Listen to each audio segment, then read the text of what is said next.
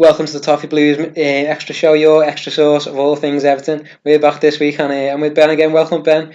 All right. We're going to talk about this conundrum that's surrounding zonal marking at the moment, and everyone seems to be against it. But whether zonal marking has a place in the modern game, because Silva is obviously seems to be sticking with it, even when it seems that it's not working very well, and we seems to carry on conceding goals all season, especially we under threat against Lincoln. It proved to be potentially our downfall for the goal, and we were putting the pressure on a couple of other occasions as well, like the one where Richarlison had to clear off the line, and it is putting us under pressure in games, but it's a frustrating one. Do you think it can possibly work for Silva eventually, or? I think he's obviously someone who's used zonal marking throughout his career, and he's very kind of, fixed in his ways and his principles. And I kind of like a manager who does that. We've seen people in the past who, constantly tinker and change, and they don't look like they've got an identity or philosophy. And maybe Silva can be criticised as being a little bit like that in some ways, but at least with zonal marking, it's something that he's very much kind of stuck to throughout his career. And at Watford, there was a period, in fact, which included that 3-2 victory for us last season, when they went 5 games with 5 goals where they conceded straight from corners.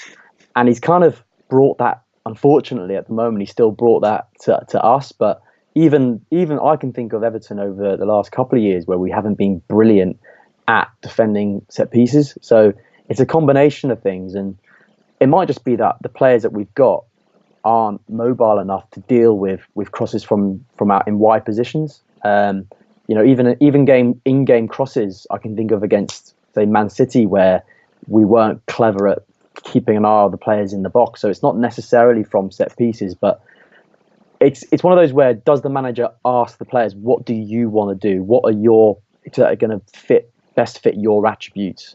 Would you rather go man to man, or is it a case of the manager telling them this is what you're doing? Yeah, I think it probably is a case of, that's what I get from it anyway, the manager kind of wanting to play the system, and he's determined to play the system, as you say.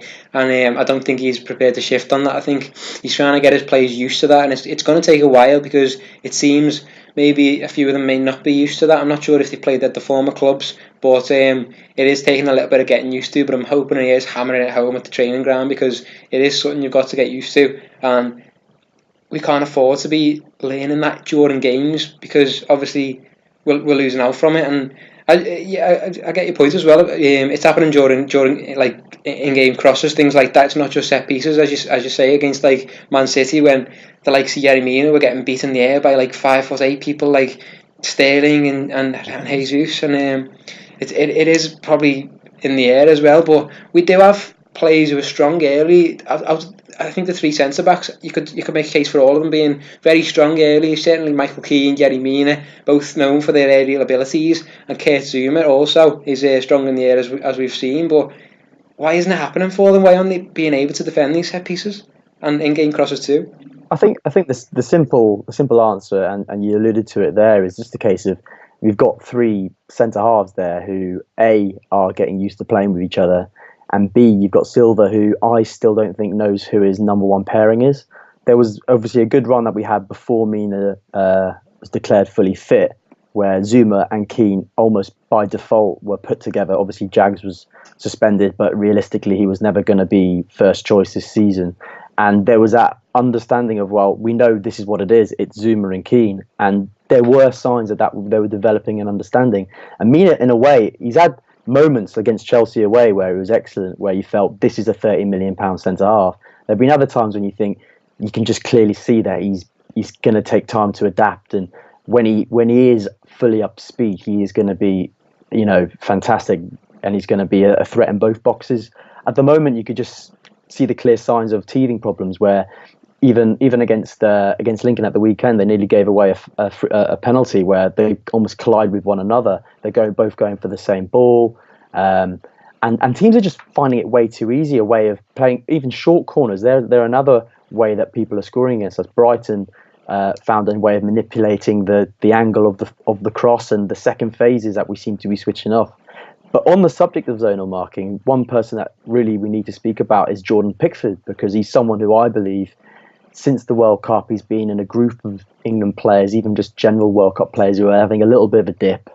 And I would like to see him being a bit more commanding of his box and saying, that's my ball. Obviously, against Lincoln, he made a fantastic save, and it was the second phase where we conceded, so it's not really his fault. But you'd like to think he's now aware he's going to be going zonal, and that a lot of the times the opposition are putting the ball under his crossbar and making it hell for him, like Burnley did last month. Yeah, definitely. I think he's possibly to blame for some of the goals that have gone in. I think sometimes his decision making could be better as well. I'm not sure if that's just been possibly before the World Cup as well as after. He's certainly been a little bit rustier after, but his decision making sometimes is quite debatable. Like obviously we saw with when he came out and had that collision with Kurt Zouma, but also in the penalty box as well. He's sometimes, whether he's going to come for the ball or stay, he could be a little bit better at decision making, and that's key in defending set pieces. So he's potentially to blame a little bit as well. But as you say, it was the second phase. It was after a brilliant reflex save that he did against Lincoln that we conceded from. We weren't able to clear that. I think it's an interesting point you make about the second phase, because I thought the same thing about. I think it was one of the goals against Tottenham, one of the many goals we conceded against Tottenham, but it was a free kick where I think Harry Kane stuck a free kick, and I think it was off the post, and then you see our whole wall not move whatsoever, and all the Tottenham players move towards the ball straight away, and that's how they eventually score the rebound. But none of the Everton players seem to move, and it's got to be that second phase where you've got to clear the ball, you've got to clear your lines, and we don't seem adept at dealing with that whatsoever at the moment. So whether it is zonal marking or that second phase, we've just got to clear our lines, get it out, and we don't seem able to do either at the moment. So it's not working, is it? But I don't know how we're going to solve that. Maybe that Silva's got to coach it out of them or something. Well, that's the thing. I think with man to man in that situation for that Harry Kane goal, no one was on him. And if you just basically hold on to him and say, right, he's the most dangerous player that Tottenham have. Whatever happens to this free kick, if it comes back into play, I'll just make sure I do my job and I'm marking Harry Kane. In that situation, we weren't. We were marking space. And it was similar earlier in the season. I think we were in a commanding position against Bournemouth, 2-0 up, even with the man disadvantage. They obviously then levelled that up. But for their actual equaliser, it was that second phase again where Aki scores. And sometimes you've got to think, are these players just who lack concentration and don't fully commit to their defensive duties?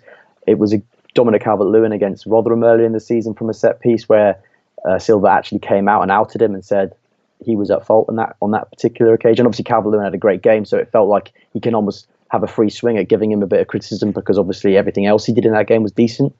But if you look man for man, you look at Bernard, you look at Kenny when he plays, Digne, and you've got Walcott. These are quite small. They're quite small. Like, they're all under 6 foot comfortably. So you can sometimes look at things simply and say, A, we've got, apart from the centre halves, and maybe that's why Calvert-Lewin's in the side, because he gives us that extra bit of height. But on average, we're quite a small team. And B, we've got players who are just getting used to each other, getting used to the system. And obviously now still being in the FA Cup, we're not going to have those 2 weeks where we can go for, not yet anyway, warm weather training, where we can learn a bit more and have a bit more time on the training ground. But yeah, obviously now that Christmas is out of the way, you'd like to think that there'll be a better understanding and it'll be clearer for us watching the games what Silva's trying to do.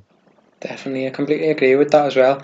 I completely agree. I just think at the moment, maybe that's the reason for Silva not playing man-to-man marking, because we do have a small squad. I didn't think of that really. Maybe that's the reason he's chosen the system. Well, I know he's liked it in the past, but I do think maybe that's the reason, because obviously Bernard's not going to mark a 6 foot centre back in the Premier League as many of the lower sides seem to have. So maybe that's the reason that we've been playing this system. But we are going to have to get used to it, because Silva's not going to stick now, not going to change now. Sorry, so it's something we're going to have to get used to, and hopefully we'll be able to do that. And as you say, we won't have that break if we are going to have this FA Cup run. But it's something that's going to have to come over time, and we're going to have to get used to it. So we're going to have to stick with it. So that's what we think about the zonal marking conundrum anyway. Please let us know what you think also, and whether we should stick with it. But it seems that we are. So thanks a lot for watching. Make sure you let us know what you think in the comments, and like the video and subscribe to the Toffee Blues. And thanks again, Ben, for joining us.